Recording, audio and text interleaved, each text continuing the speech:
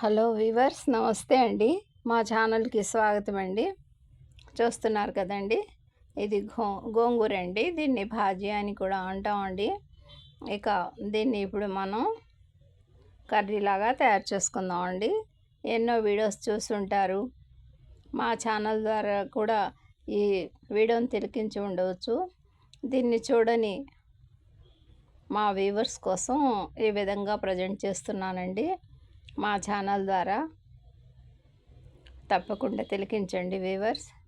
నచ్చితే లైక్ చేయండి, షేర్ చేయండి ప్లీజ్. కాడల నుండి లీవ్స్ని కలెక్ట్ చేసి కొద్దిసేపు వాటర్లో పక్కన పెట్టేశానండి, వేరే పాత్రలో. ఇక వేరే కంటైనర్లో ఆయిల్, పెద్దుల్లిపాయ పీసెస్, పచ్చిమిర్చి, టమాటా అన్నీ యాడ్ చేశానండి. చూస్తున్నారు కదా, ఇవన్నీ మీడియం ఫ్లేమ్ మీద ఈ విధంగా ఫ్రై అవుతున్నాయండి. ఆయిల్తో ఉప్పు, పసుపు యాడ్ చేశానండి.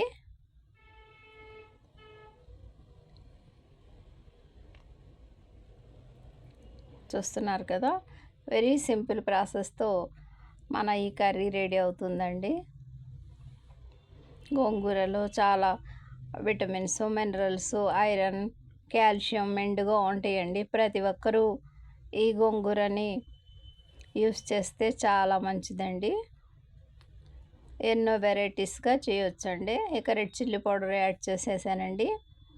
ముందుగా మనం వాటర్లో పెట్టుకున్న ఈ లీవ్స్ని ఇప్పుడు చక్కగా మరోసారి వాష్ చేసి ఆ వాటర్ అంతా పిండేసి ఇందులో యాడ్ చేద్దామండి.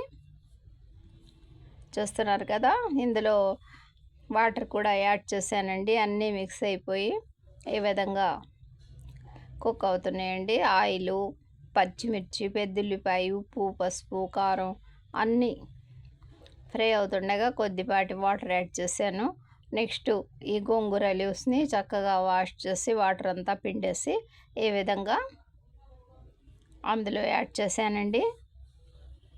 వెరీ సింపుల్ ప్రాసెస్తో మనం ఈ దమ్కి భాజీ రెడీ అవుతుందండి.